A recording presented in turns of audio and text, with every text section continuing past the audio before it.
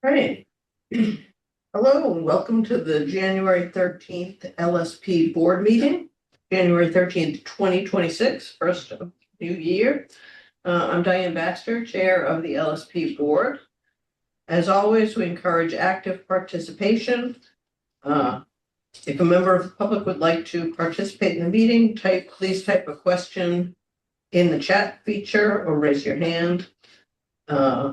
I encourage all board members to turn their cameras on and ensure your cell phone is in silent mode.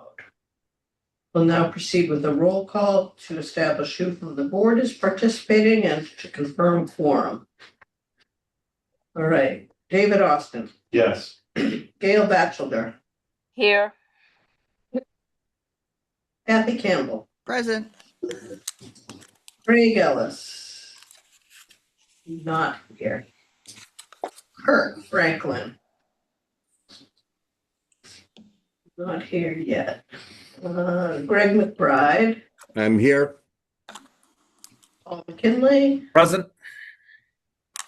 Dave Luminoyo. Jamie Smith. Present. And Diane Baxter, I am present. Okay, we have quorum. Let's also now go around the room to have the non-board members introduce themselves. Start with Terry. Terry Wood, the board's executive director. Matt Line, new ed coordinator and investigator. Chris Forgus, Mass DEP. And Natasha Dix, I see, is online, also board staff. And Chris, could you let us know who from the public is participating? From the public, we have Brian Roden, Carmen Love, John, Christy Lefert, Lori McCarthy, Michelle Zelsch, and Rebecca Buswell. All right, thank you. All right, first we'll start with the continuing education committee meeting. Can I turn it over to you, David? Sure, we'll kick it off at 12:03. I assume there's no new agenda items. The November draft meeting minutes. I move to approve. I'll second that. Thank you. Any comments or edits? Yes is approving the meeting minutes from November as written. Gail, Yes. Diane, Yes. Jamie, Yes. David's a yes, Paul, Yes. Greg, Yes. Kathy. Yes. Great, thank you. We have 5 course requests under new business, all from the LSPA. I was just going to do the first 2 and then the last 3. So we just have to vote twice. The first 2, we're proposing that it has a 1 or an A after the course number. It's being proposed into 2 parts, live webinar and future on demand. They were previously done in person in 2016. In 2011. Yeah. So Matt's recommending that we keep the course number and just put an A or 1 after each one. So I make a motion to approve the 2 offerings, part 1 and part 2. I second that. Yeah, sorry. Any discussions, comments from the public or board? Yes is approving the 2. Gail, Yes. Diane, Yes. Jamie, Yes. David's a yes, Paul, Yes. Greg, Yes. and Kathy. Yes. Thank you. The last 3 requests are from the LSPA also. An offering in March, 2 technical credits, live webinar, and then on demand on making risk public communication decisions. The one after that is waste management options for LSPs, 1 technical credit. It's the membership meeting this month. live webinar and future on demand. And then the third one is lessons learned from NOAFs. 1.5 technical credits in February. I think it's the membership meeting in February. Live webinar format and possible future on demand. I make a motion to approve the 3 requests. Second. Any discussions from the board or public? Yes is approving the 3. Gail, Yes. Diane, Yes. Jamie, Yes. David's a yes, Paul, Yes. Greg, Yes. and Kathy. Yes. Anything else, Matt? That's it. Okay, next meeting will be February 10th. And that's the end of continuing ed committee meeting. 1207. 12:07. All right. Next is the Professional Conduct Committee. Could I turn it over to Jamie or Kirk to run that? Can do that. We'll call to order the Professional Conduct Committee meeting at 12:07. Are there any announcements or changes to the agenda? No. Hearing none. Review of the November 18th, 2025 draft minutes. Are there any comments or a motion to approve as written? So moved. Motion to, Second. Great. Yes is approving the minutes. Diane, yes. David, Yes. Greg, Yes. Kathy, Yes. Paul, Yes. Gail, Yes. and Jamie's a yes. The minutes are hereby approved. If we could move on to a review of old business, the active cases. Terry, if I could turn it to you. Sure. Sorry. Can't open it. So, for the 2 active cases on the table, 18 CO2, that case will be discussed in a quasi judicial session after today's meeting. And then the second case, 24 CO2, that case will also be discussed in a quasi judicial session after today's meeting. Okay. Thank you. Moving on to new business. So we have a review of complaint 25 CO2 and LSP response. I guess, Matt, will you take the lead on that? I will. I'll give a brief background about the site and the case, and then send it back to the committee for consideration. This is 25 CO2 case number. On November 3rd, 2025, the LSP board received a complaint from a private citizen who asked to remain anonymous. Complaint was against the current LSP record for the site. Pursuant to 309 CMR 7.03, anonymous complaints are allowed at the board's discretion. The LSP response was received on November 13th, and the redacted complaint and LSP response was included in today's packet for the board meeting. So regarding this site and the release, in December 1985, a release of trichloroethylene in groundwater was reported to DEP, which was DEQE at the time, Department of Environmental Quality Engineering. A release tracking number was later assigned. The site was a former electronics research and manufacturing facility that performed electroplating, painting, and cleaning.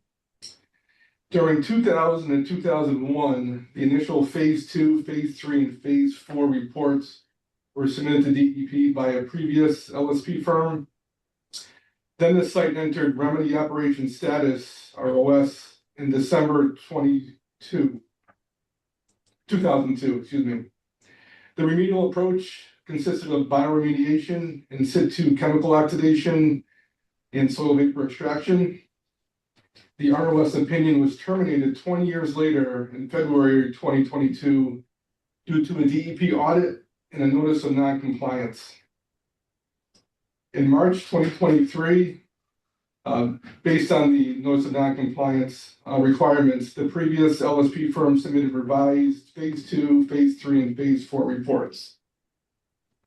In April 2023, the PRP changed LSP firms, and the LSP in this complaint became the new LSP of record. The phase 3 remedial action plan was revised by the new LSP firm and finalized in July 2023. The phase 4 remedy implementation plan was also revised by the new LSP firm, and that was finalized and submitted in January 2024. The planned remedial approach consisted of various technologies for various portions of the site, and they included thermal remediation, bioremediation, in situ chemical oxidation, soil vapor extraction, reactive treatment zone, and a down gradient zero valent permeable reactive barrier. In February 2024, the LSP firm submitted a temporary solution statement, which is the basis for this complaint. The temporary solution statement indicated that the remedial approach would follow the phase 4 plan and that a permanent solution was feasible. The temporary solution statement also included a pre-designed investigative plan to be used to refine the down gradient approach.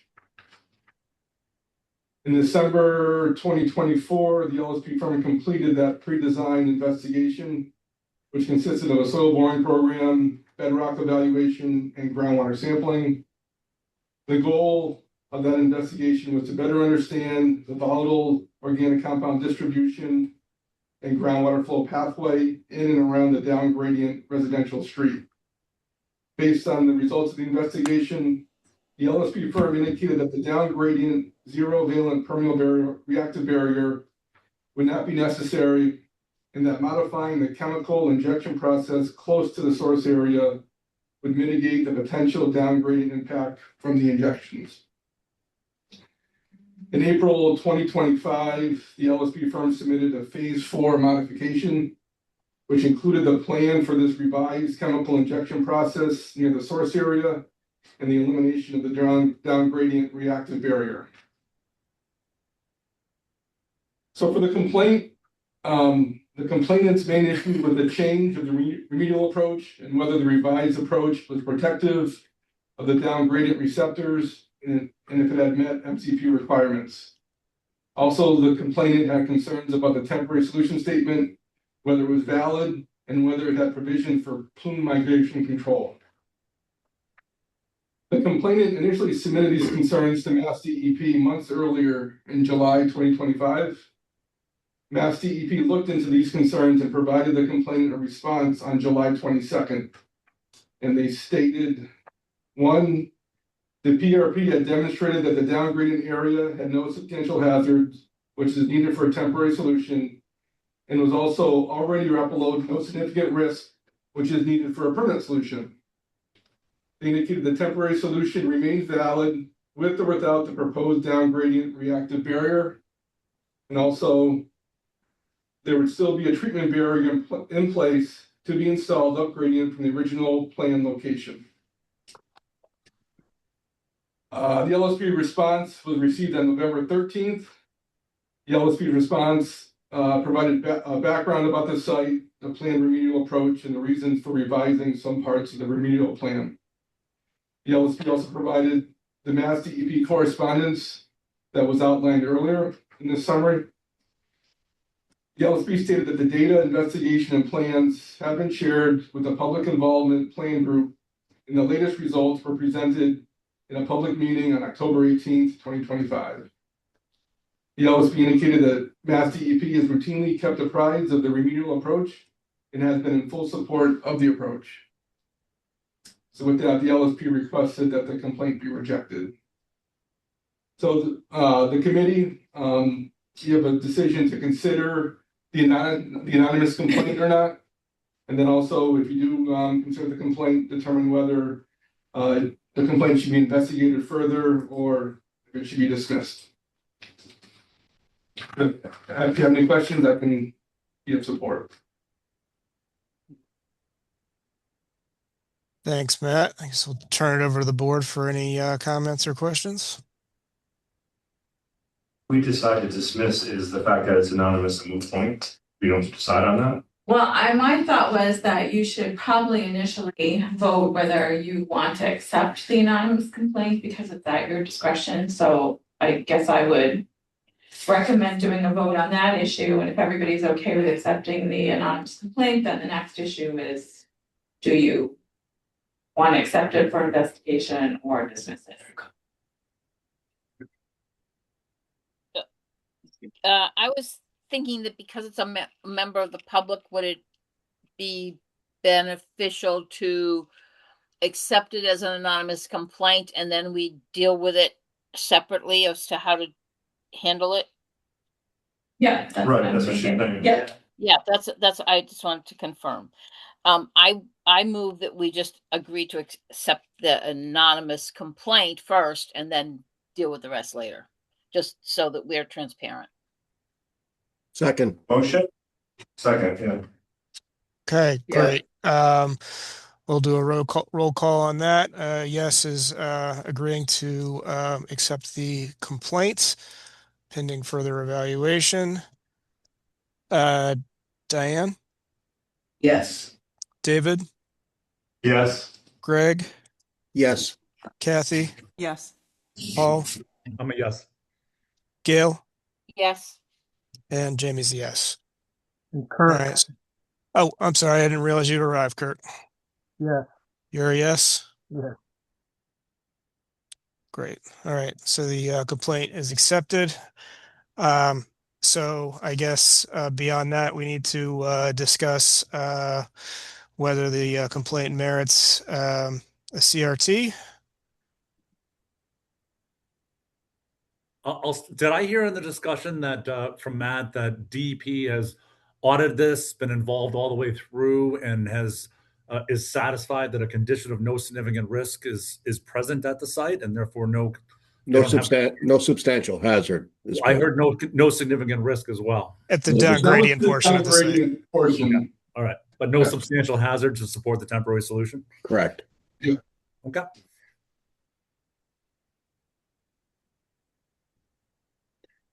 It seems My just a question further- is, oh, go ahead. I was just going to say, just a further discussion. I mean, it seems like this is a linear, like the LSP took over the site, has presented, DEP has been involved, and they switched the remedial selection, remedial option. And I guess we're not privy to the design documents, whether it's as protective or would meet the remedial goals as well as the original selection. But DEP seems to have audited that and concurred that the remedial approach was acceptable or allowable or okay in their books. So that's what I'm hearing, I guess, in the summary that Matt provided. Yes. Yeah, that's what I took away. Yeah, Okay. me too.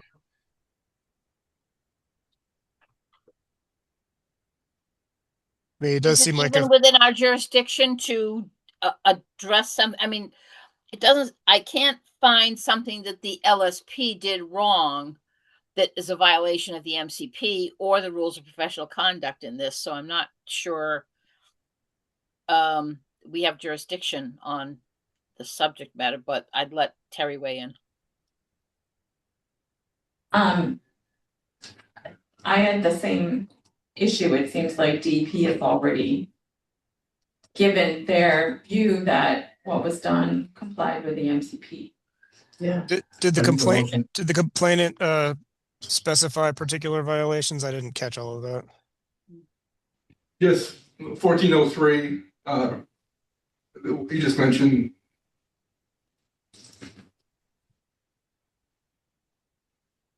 I make a motion to dismiss. I Second. second. Any further discussion?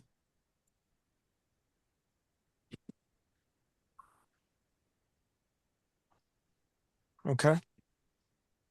Hearing none. A yes is a vote to dismiss this matter.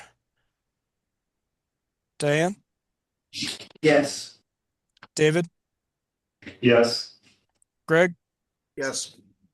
Kathy, Yes. Paul, Yes. Gail, Yes. Kurt, Yes. and Jamie's a yes.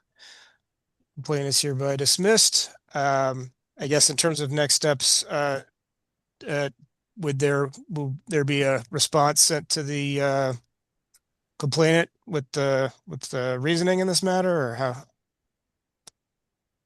Yes, we'd send a letter letting the complainant know that the complaint was dismissed, and usually we'll have a short sentence as to why. And is the reason And lack of copies of- jurisdiction, Terry, in this case? Yeah, or I might even just be more specific and say that the board didn't find any, violations of the MCP. I think we had another similar dismissal, and I probably would use whatever language we used in that prior letter. I just have to look back at that. Can I just point out that we can only, I mean, they have to violate the rules of professional conduct for us. We can't, this goes way, way back, but the board can opine on whether the MCP was violated specifically. That would, unless the EP hasn't weighed in, but we can't sort of override their jurisdiction of whether the MCP was violated.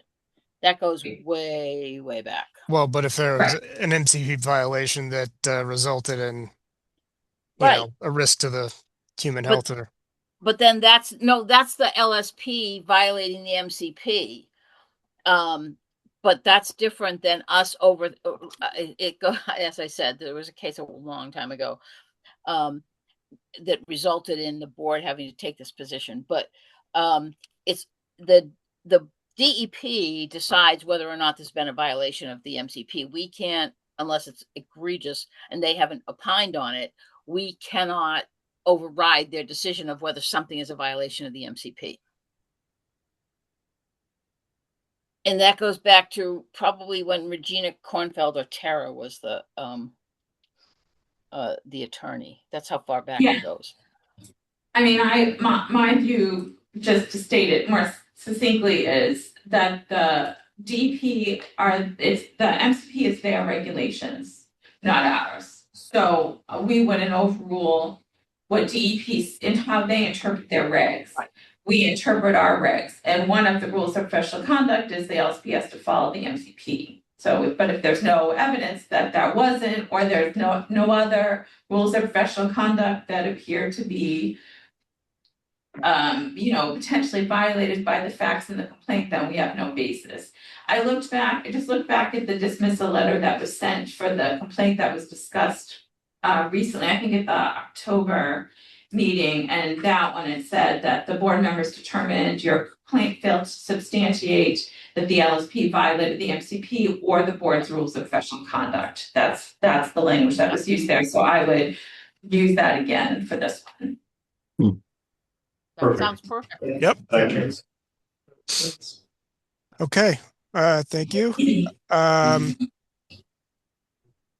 Any other new business to discuss? Hearing none.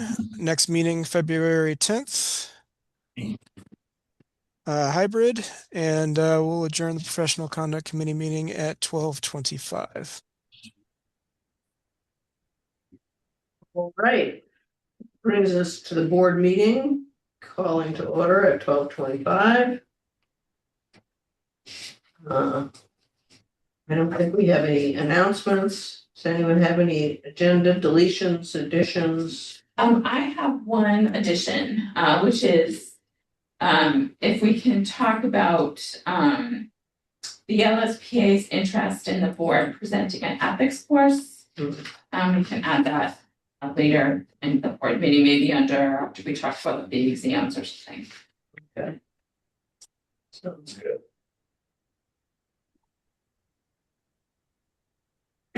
All right, let's see. Review of draft minutes for the last meeting on November 18th. Does anyone have any comments, edits? Motion to approve as written. I have a second. Second. Okay, yes, is the minutes. David, Yes. Gail, Yes. Kathy, Yes. Craig. Oh, no, Craig isn't here, right? Greg, Yes. Kirk, Yes. Paul, Yes. Deirdre is not here either. Jamie Yes. and Diane is a yes. Okay.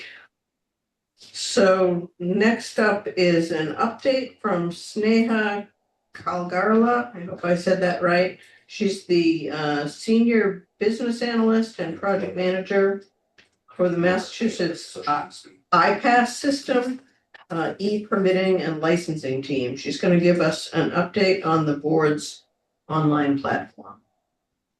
Welcome, Sneha.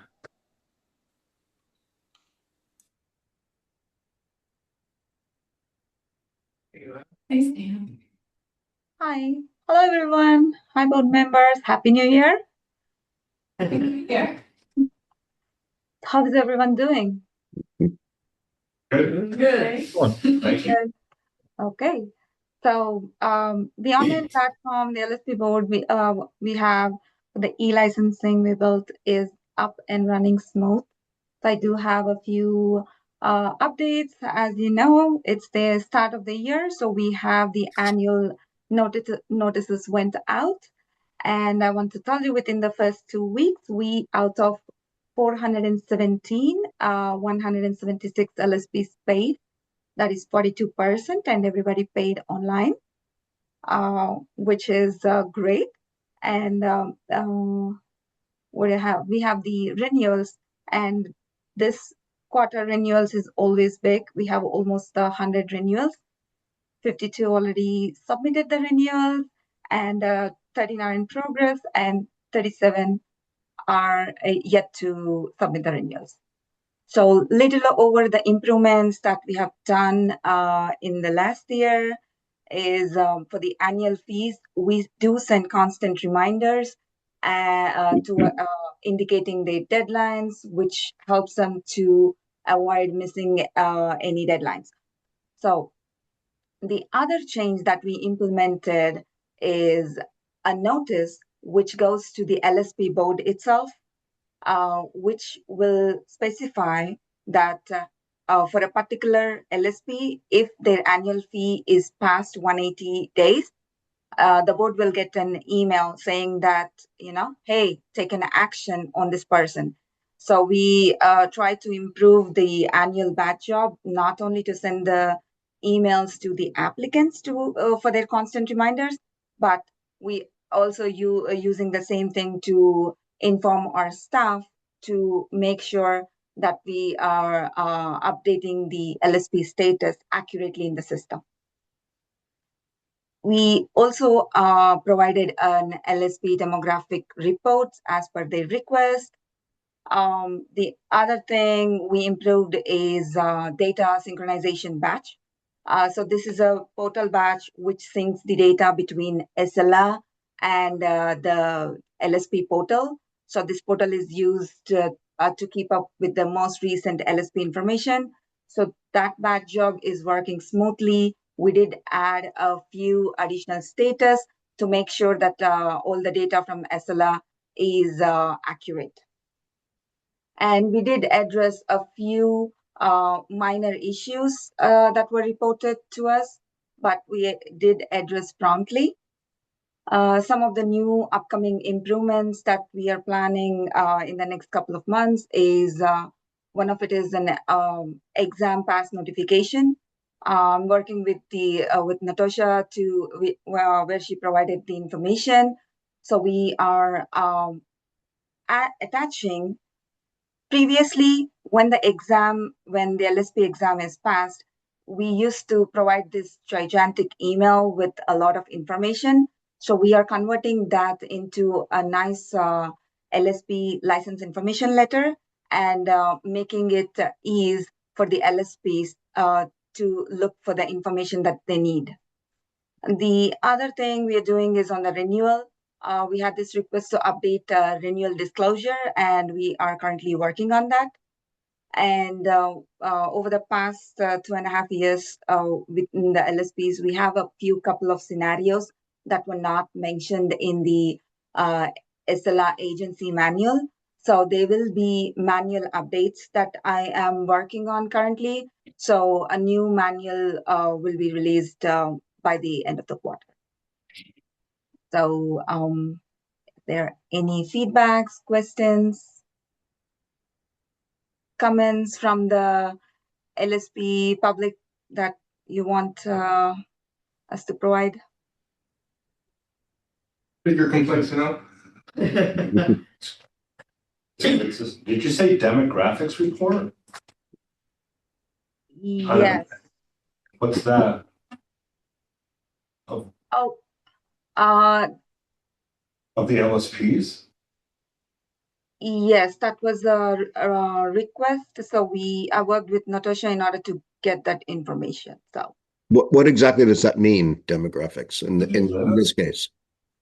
Oh, it's just like all the LSP's information, their numbers, names, and the addresses, like where they're located. That's it. That's all we have for them in terms of demographics. So that's the information. Thank you.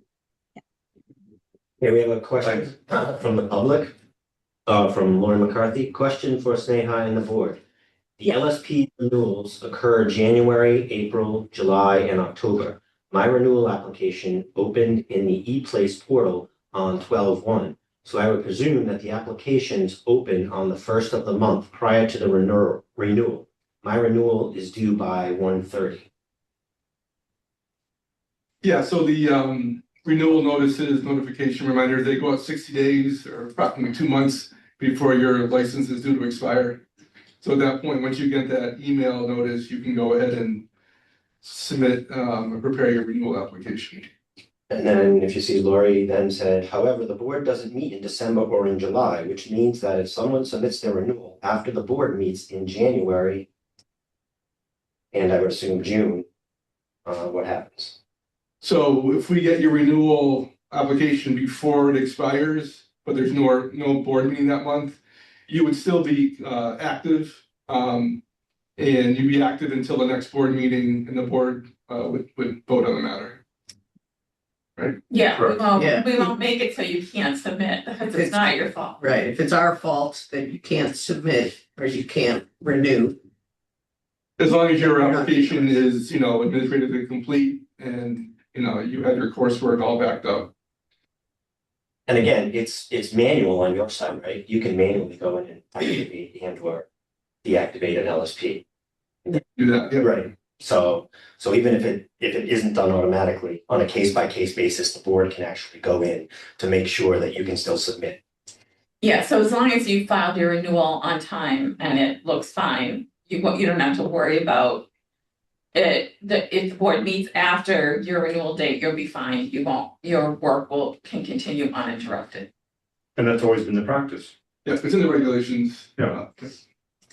And So what we do, it's the same.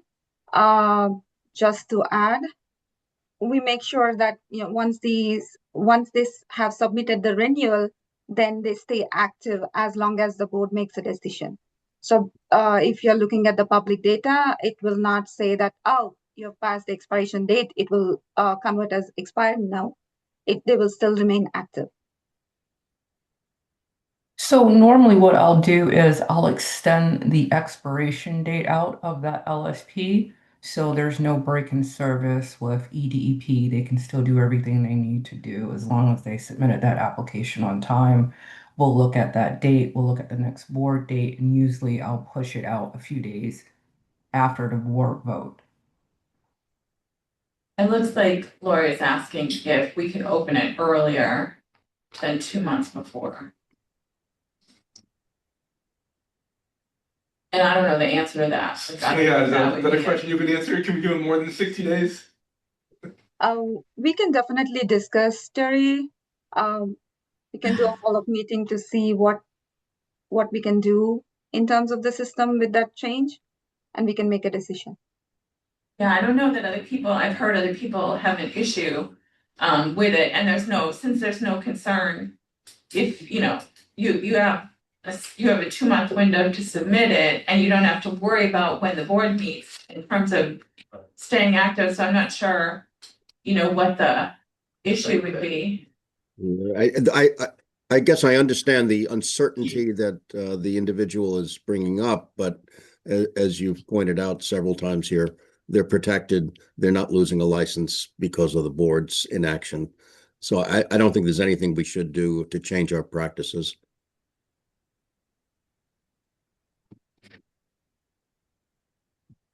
Any other questions? Thank you. Okay, any other questions, feedback that I can take back to my team? We appreciate the being able to pay online. Very, very much. That's great. Yeah. I wish everyone would do it. Yes, most of the LSPs that we have observed are doing online payments. So that's been a very quick turnaround to the revenue department with the with the cash, I guess. Steve. All right, well, thank you very much. Thank you very much. Appreciate you. Thank you. Thank you for having me. Thank you. Thanks.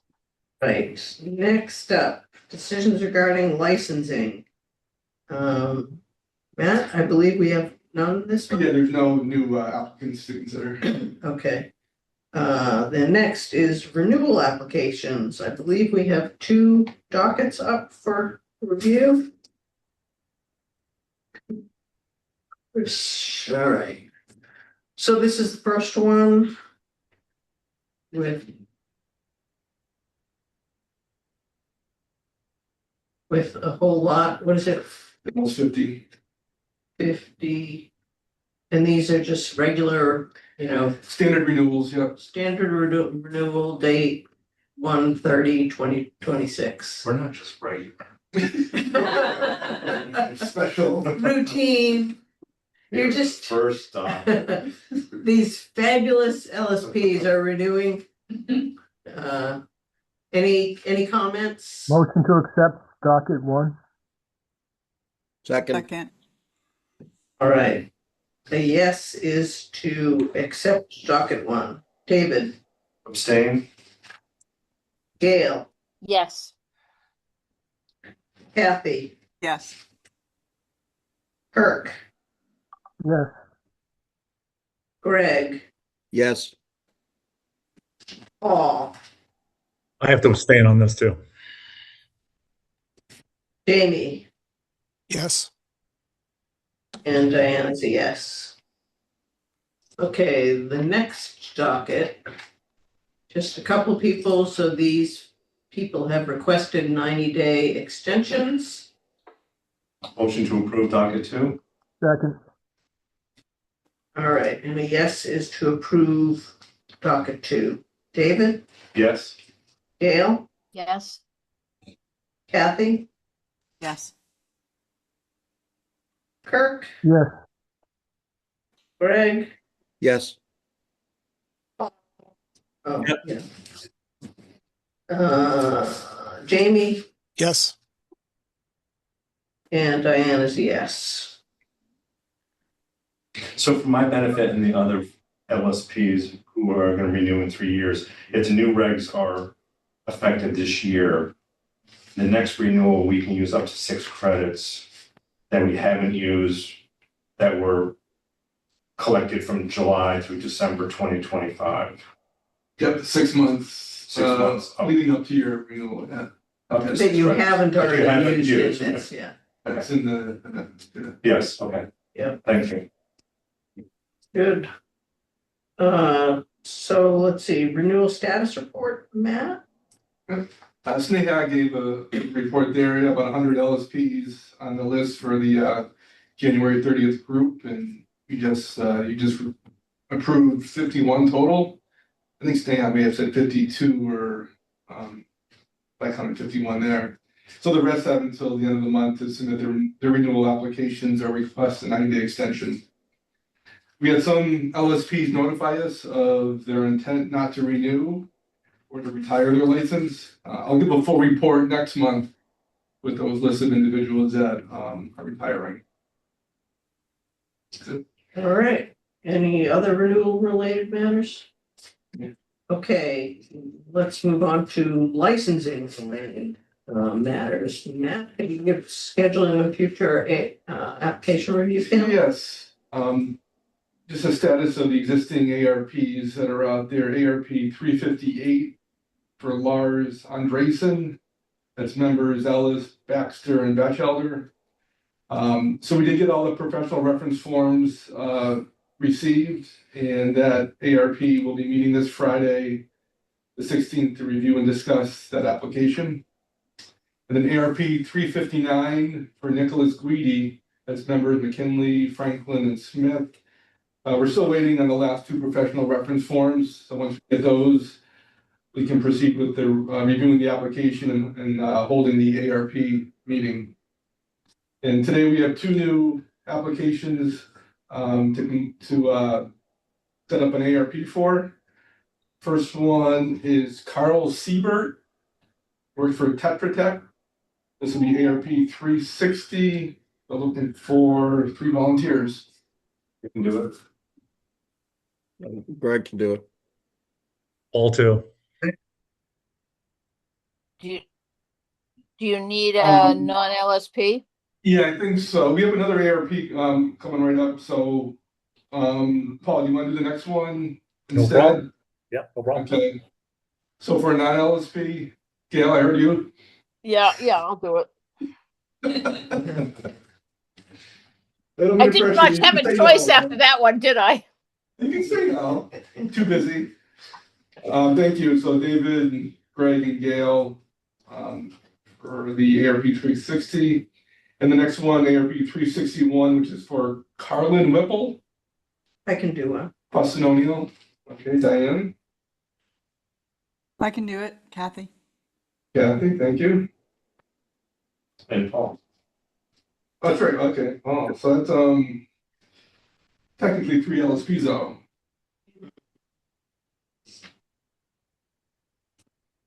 I'll take it then. Jamie, okay. You want to take this one off, or do you want to stay with it? Or? Sure, I'll take it off. Okay. Good. Next one. Thank you. Okay, so Jamie, Kathy, and Paul. Once they get everything together and reference forms are submitted, I'll reach out to everybody and send them around and set up a meeting. Thank you. All right, very good. Inactive status report. Natasha? Yes. Would you give us it? Yes, good afternoon. So total number of inactive is 3 with 1 LSP due to come off inactive status on January 4th of this year. LSP notified the board he would not seek renewal of his license and status has been updated to lapse. This is for LSP 7416 James Conley. Total number of active LSPs 406. And for our annual fees report, a total of 417 2026 annual invoices were processed and notifications sent out January 2nd. LSPs have 60 days from the date listed on their invoice to pay. Payments can be made via ePlace accounts using either the Pay Online or the Pay by Mail option. If using the Pay by Mail option, please be sure to include your LSP number on the check, as this will ensure your account is credited properly. Thank you. Thank you. All right, that brings us to exams. Matt, could you give us the exam update? Yes. The exam committee met on December 10th and again last week on January 7th to review the exam results from the fall and to consider exam challenges. The committee plans to meet again after the next round of exams, which are scheduled to be held April 8th, 9th, and 10th at the DEP office in Worcester. The board website has been updated with these dates, and approved applicants will be notified in mid to late February to register and sign up for the exam. And then Terry, do you want to discuss the LSP requests? Yes, so after the September and October exam administration, the LSPA had reached out to me and asked some questions about the exam, and those questions were discussed when the subcommittee met.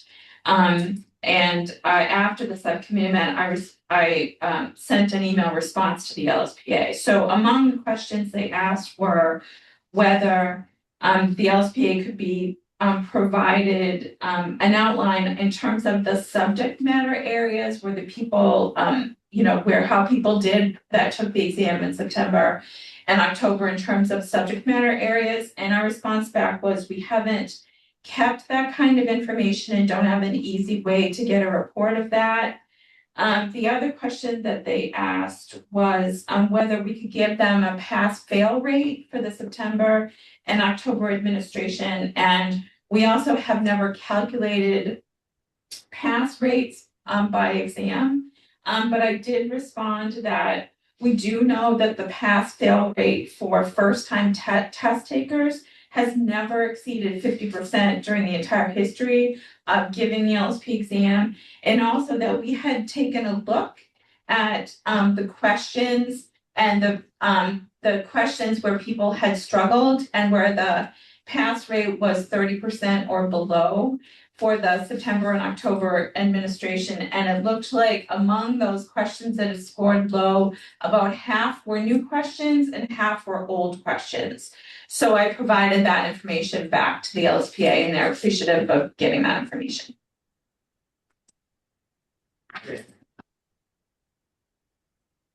All right, is that all on exams? Yes. All right, that brings us back to the Continuing Education Committee. What up, David? Yeah, we met today. We approved the meeting minutes from November, and we approved 5 new offerings. And we're meeting next month, February. Very good. Professional Conduct Committee, Jamie, can you report out? Yes, we accepted the minutes from the previous meeting in November. We briefly discussed the active cases, 18 CO2 and 24 CO2, both of which will be discussed in quasi-judicial session later today. And we had a report on the new case 25 CO2, which was summarized along with the LSP response. The board voted to accept the case and then discussed the merits and voted to dismiss it. And the next meeting will be in February. Right, thank you. Regulations update, Terry?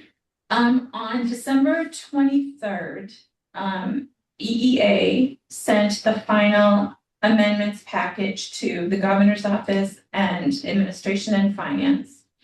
Because the amendments were not particularly substantive, they could go with a presumptive approval. And that presumptive approval period was 10 business days. So as of January 8th, 2025, both administration and finance and the governor's office are deemed to have approved the final amendments package, which means we can now send the package to the Secretary of State for promulgation. So the next date is this Friday, January 16th. So there's a schedule of every couple of weeks when the Secretary of State, we have to file things to get them published. So we are working to file everything by this Friday. If we do that, that will mean that the regulation amendments will be finally promulgated and effective as of January 30th.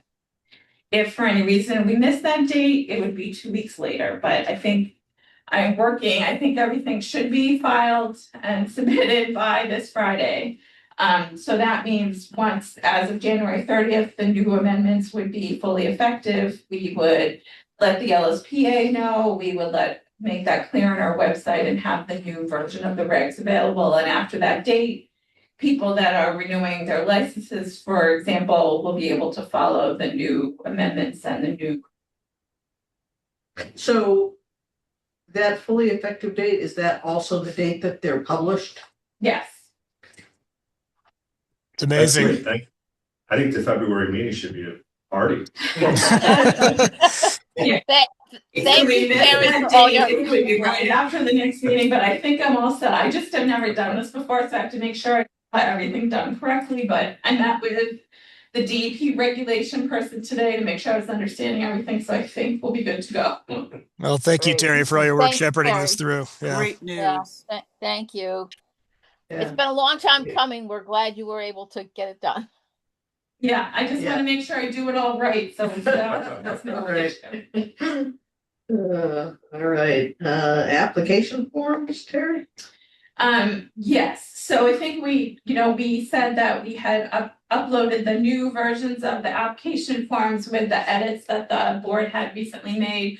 We're realizing that there still are some glitches with the forms, like there are a couple of places where it stops allowing like it doesn't have enough space for people to put their full answer. So we're cognizant of that, and we're working with IT to fix those areas. So it's a little bit of a work in progress, but hopefully they'll be fixed.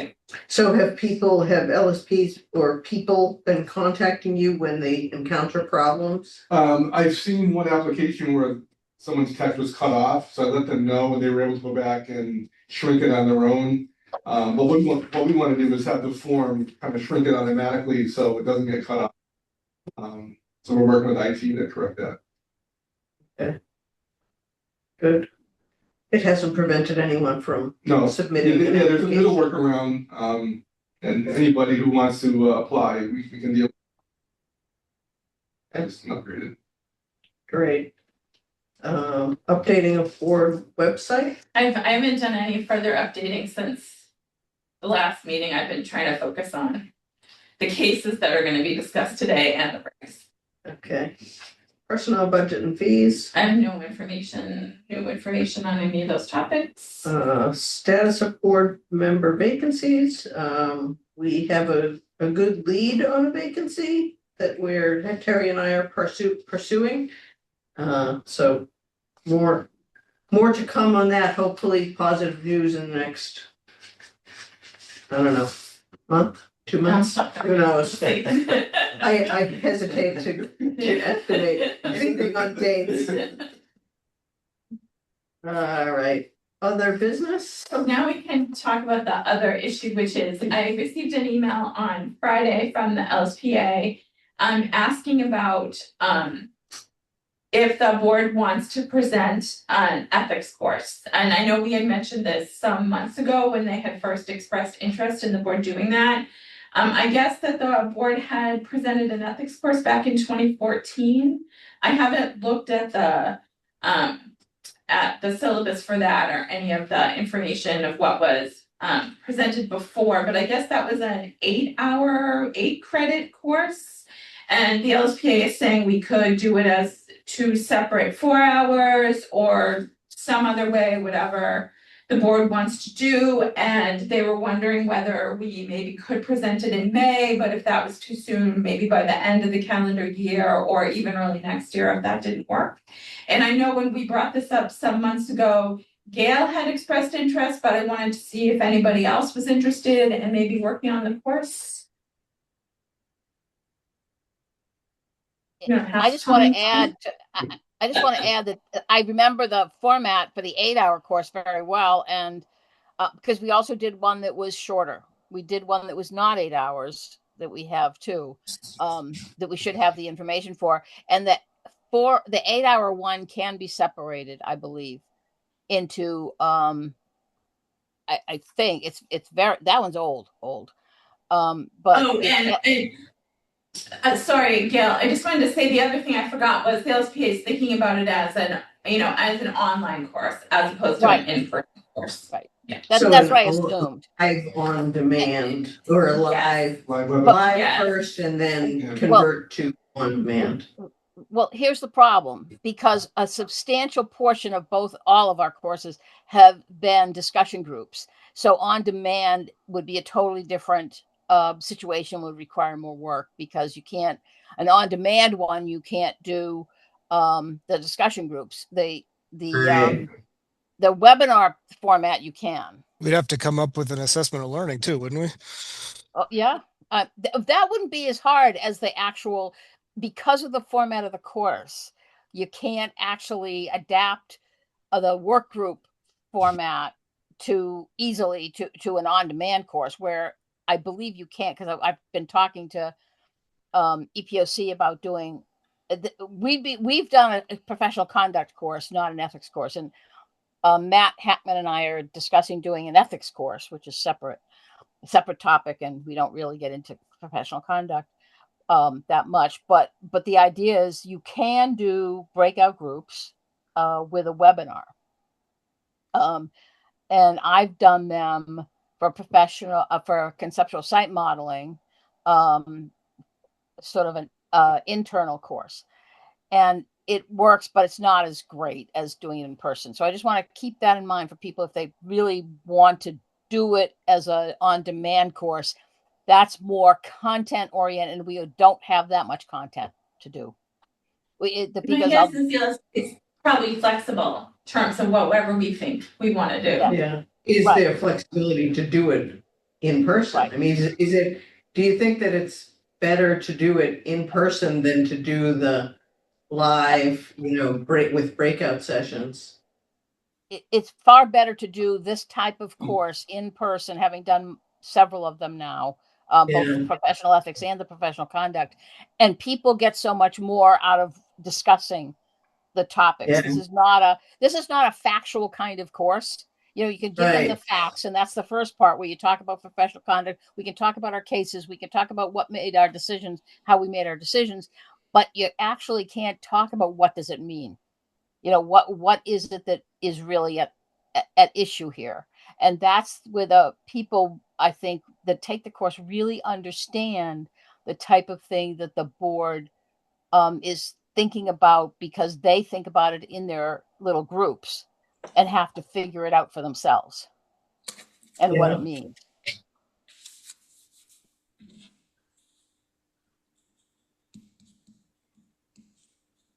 So could we do So a I don't 2-hour? We could easily do a 2-hour professional conduct course without even thinking. And I think we could do a 4-hour one that is just content without that added piece. Maybe it would be 3 hours, just because there's only so much information we have to convey that's kind of factual. Yeah.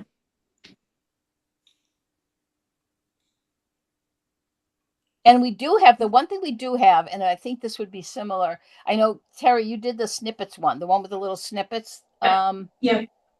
So we have that one that we know we can do. And we have some of this goes way back, but Larry had written out for the first professional conduct course, had written some not true scenarios, and it's easy enough to go through those, I think, and then talk about what the issues are that they bring up and what regulations apply, that kind of stuff, because they were designed to illustrate certain parts of the professional conduct regs. It makes sense to go back through some of the materials that we have first before we decide how to proceed. Yeah, definitely. Yeah, so and then I think, to gauge interest if anybody else is interested in working on it, is there like a group we could work as a subcommittee working on it or not? Like, I mean. Yeah, it sounds like if it's a number of breakout sessions, we might need more people to act as facilitators in those sessions. Yeah, I remember definitely need facilitators. That's for sure. I remember doing those courses a really long time ago, like a long, long time ago. That's the point, and they were actually really fun, and I think people really enjoyed taking them. Yeah. Get some interesting discussion. Yeah. Yeah, I agree. I think it's a really useful course to do periodically, just as a reminder of keeping the highest level of integrity. I'd be happy to help on whatever committee is formed. Yeah, Kathy, you've definitely, I think you've taken the courses, right? I've taken several versions of them. As an engineer, we're kind of expected to. No, but I mean, did you take the professional conduct courses that the board offered? Yes. Yeah, that's what I figured. Most people did, because we offered them enough. And David, I think were you, yeah, you must have been an LEP then, at LSP, sorry. All right, so we have Kathy, Gail, Diane, and I don't know if anybody else wants to volunteer. If not, that's totally fine, and we can talk about whether we think spring is reasonable or we need more time or whatever. I would say it's because it would be tough to do it in the spring unless we worked really hard, but we could probably get something together by spring. But I would not recommend wanting to do that. Yeah, I would say probably fall. End of maybe. the year is okay though. We have enough material that we could do it by the end of the year. Okay. Right. I think Right, that's very good, all right. enough for that So- topic right now. So our next meeting is February 10th, 2026, and again, I think we've said hybrid, so do we want to have it up? How are we gonna do that? Did we talk about that? Just hybrid this Just way. the way we normally do. Okay. Yeah. Same we've been doing. All right, People can come if they want to, but they can call in like. okay, no, I was thinking like hybrid in the big room, bring everybody in, but. okay. Oh. Mandatory in person, everything. Yeah. One or two people online. Okay, so after today's meeting, there is going to be a quasi judicial session to discuss the two active hold cases. And the board will not be reconvening. So we're going to adjourn and not come back. We could move right into that session, correct? Well, no, what I'm gonna do is I'm gonna end the board meeting. Separate number. And then I'm going to, you guys should have gotten an email for the quasi. But right after I end this, I'll resend the invite for the quasi, just in case you can't find it. Just click on that and we'll go right into the quasi meeting. So I'm gonna close out this meeting and then send out the invites. Just click on the invite and we'll reopen the next meeting, if that works for everybody. Sounds good. Yep. Sounds good. Works for me. Ian Quasi. Thank you. Thank you. Thanks, everybody.